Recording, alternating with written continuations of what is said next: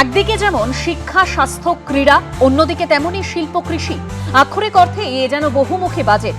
প্রতি বছর নদী ভাঙনে বিপর্যস্ত হয় যাদের জীবন, তাদের জন্য আশার কথা শোনা গেছে বাজেটে। জঙ্গিপুর এলাকায় মারাত্মক নদী ভাঙন, বন্যা প্লাবনের মতো বিপদের ঝুঁকি আছে এবং বন্যা প্রতিরোধ ও পুনর্বাসনের কাজ জন্য আমি 50 কোটি টাকা বরাদ্দ করতে দিচ্ছি।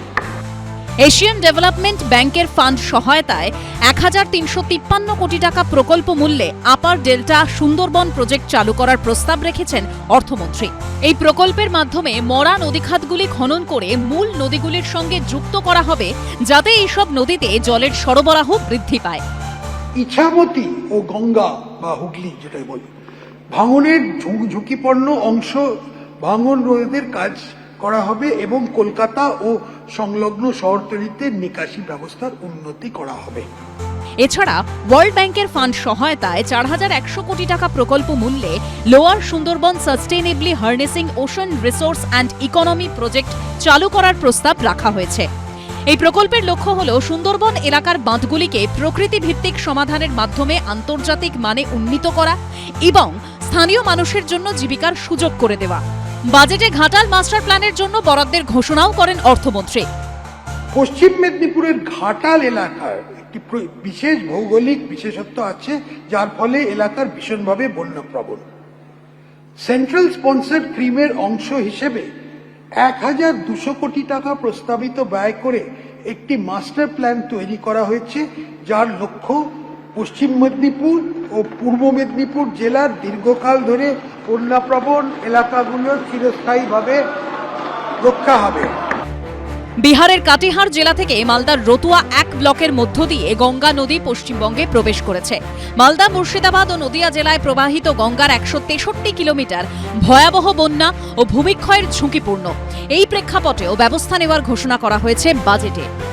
যেটুকুটা টিকে আছে মাটি বাড়ির জায়গা, সেইটুকুটা যদি ভাঙন প্রতিরোধের জন্য সঠিকভাবে ব্যয় করা হয় তাহলে উপকৃত হবে এলাকার মানুষ এবং আমি নিজেও উপকৃত হব বলে মনে করি। সব হারানো মানুষগুলোর দিন কি শেষ অবধি পাল্টাবে? আশাবুল হোসেন, উজ্জ্বল মুখোপাধ্যায় ও রাজীব চৌধুরীর রিপোর্ট, এবিপি আনন্দ। বেহাল স্বাস্থ্য ব্যবস্থাকে চাঙ্গা করতে রাজ্য বাজেটে ব্যবস্থা করা হলো একগুচ্ছ দাওয়াইয়ের। স্বাস্থ্যক্ষেত্রের হাল ফেরাতে নেওয়া হলো একাধিক পদক্ষেপ। তৈরি হবে 4টি নতুন মেডিকেল কলেজ, যার মধ্যে 3টি হবে উত্তরবঙ্গে। আলিপুরদুয়ার, কালিম্পং, দক্ষিণ দিনাজপুর ও পশ্চিম বর্ধমান জেলাতে নতুন মেডিকেল কলেজ স্থাপন করা হবে। এছাড়াও সরকার 13টি রাজ্য সরকারি মেডিকেল কলেজে প্রায় 650টি MBBS আসন এবং 450টির বেশি পোস্ট গ্রাজুয়েট আসন, PG আসন বাড়ানোর পরিকল্পনা হাতে নিয়েছে। নতুন মেডিকেল কলেজ, এইমস তৈরি করা, হাসপাতালগুলির পরিকাঠামো উন্নতি করা, মেডিকেল ছাত্রের সংখ্যা বৃদ্ধি করা নিশ্চয়ই এটা আমাদের রাজ্যের কাছে প্রয়োজনীয় এবং আমরা এটাকে স্বাগত জানাচ্ছি। ভবিষ্যতে হচ্ছে যে গ্রামীণ যে স্বাস্থ্য ব্যবস্থা এবং পাবলিক হেলথের বিষয়টা, এইটার দিকে তারা সেইভাবে নজর দেবেন। কখনো পাতে ট্যালট্যালে সবজির ঝোল, কখনো দুপুরের ঝোল ভাতই ফের রাতের খাবারে। মাছের পিস পাতে পড়া না পড়া সমান। সরকারি হাসপাতালের খাবার নিয়ে বিস্তর অভিযোগ রোগী ও তাদের আত্মীয়দের। এবার কি সেই দুর্দিন ঘুচবে? যেটা পুণ্যের কাজ করেছে অর্থমন্ত্রী আজকে, সেটা হলো 56 টাকায় 3 বেলা খাবার দেওয়া হতো হসপিটালে। আমি পিজিতে ভিজিটে গেছিলাম, পিজির ডাক্তাররাই আমাকে বলছে দুপুরেও কুমড়ো, সন্ধ্যাবেলাও কুমড়ো। আমি জানতে চাইলাম কেন? বললো কি করবে ঠিকাদাররা, সাপ্লাইয়াররা, 56 টাকা। আমি বললাম কত টাকা দিলে হবে? 104 টাকায় মোটামুটি 3 বেলা হবে। আমি স্বপনদাকে অনুরোধ করলাম যে 104 নয়, 110 করে দিন, একটু রুগীরা ভালো খাওয়ার পাক। আমরা 110 টাকা করে দিয়েছি। এটা খুব ভালো পদক্ষেপ, কারণ প্রায় 10 বছরের উপর 56 টাকা দিয়ে 4 বেলা খাওয়ার এবং পুষ্টিকর খাবার দেওয়া সম্ভব নয়। এবং আমার মনে হয় এই সিদ্ধান্তটা ডাবল করে দেওয়া টাকার অঙ্কটা প্রায় 110 টাকা, এটা খুব দরকার ছিল। ইনফ্যাক্ট যদি আমরা প্রাইভেট হসপিটালের কথা ধরি, সেখানে প্রায় 300 টাকা বরাদ্দ থাকে কিন্তু খাওয়ার পেছনে। আরেকটা জিনিস আমি বলি, আমার মনে হয় স্বাস্থ্য মন্ত্রক এটা ভালোভাবেই চিন্তা করবেন। অন্তত প্রতি হাসপাতালে যেন একজন ডায়েটিশিয়ান থাকেন। একই সঙ্গে সুন্দরবনের মতো প্রত্যন্ত এলাকায় সুপার স্পেশালিটি হাসপাতাল তৈরির জন্য বরাদ্দ হলো এবারের বাজেটে।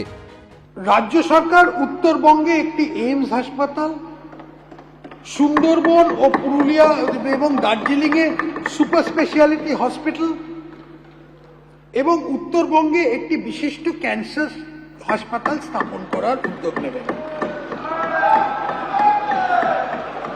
সিউড়ি সুপার স্পেশালিটি হাসপাতালকে একটি সরকারি মেডিকেল কলেজ ও হাসপাতালে উন্নীত করা হবে। মুর্শিদাবাদ জেলায় বিড়ি শ্রমিকদের হাসপাতালটা আধুনিকরণ করা হবে। সুন্দরবনে মোটর বোট অ্যাম্বুলেন্স এবং দ্বীপ ভিত্তিতে প্রস্তুতি কেন্দ্র চালু করা হবে। ম্যাক্সিমাম রুগী যারা আসে এই সব হাসপাতালগুলো সব গ্রাম থেকে আসছে, এবং তাদের কথা যদি আমরা তাদেরকে সেখানেই রাখতে পারি তাহলে সব থেকে ভালো কথা। পশ্চিমবঙ্গ রাজ্য সরকার মাননীয় মুখ্যমন্ত্রী শুভেন্দু অধিকারীজির নেতৃত্বে যা যা জনগণের দরকার তা সেই পরিষেবা দেবে। বিনামূল্যে নিঃশুল্ক চিকিৎসা সরকারের কর্তব্য, সরকার দেবে। এ রাজ্য থেকে চিকিৎসার জন্য বহু মানুষ যান দক্ষিণ ভারতে, কিন্তু তাদের থাকা নিয়ে বড় সমস্যার মুখে পড়তে হয়। দীর্ঘদিন থেকে চিকিৎসা করাতে হলে থাকা ক্রমশ ব্যয়বহুল হয়ে ওঠে। এই বাজেটে দিশা রয়েছে তাদের জন্যও। মুম্বাই ও ভেলোর চিকিৎসার জন্য রোগীদের পিপিপি ব্যবস্থাপনায় সুলভে থাকার বন্দোবস্ত করা হবে। এরই পাশাপাশি রাজ্যে অত্যাধুনিক সুপার স্পেশালিটি হাসপাতাল গড়ে তোলার জন্য বেসরকারি সংস্থাগুলিকে আহ্বান জানানো হবে রাজ্য সরকারের তরফে। সেক্ষেত্রে শর্ত থাকবে সরকারকে অন্তত 50% বেড বিনামূল্যে বা ভর্তুকিযুক্ত মূল্যে দেওয়ার। কৃষ্ণেন্দু অধিকারী, সন্দীপ সরকার, সত্যজিৎ বৈদ্য, এবিপি আনন্দ। এবিপি আনন্দ, এগিয়ে থাকে, এগিয়ে রাখে।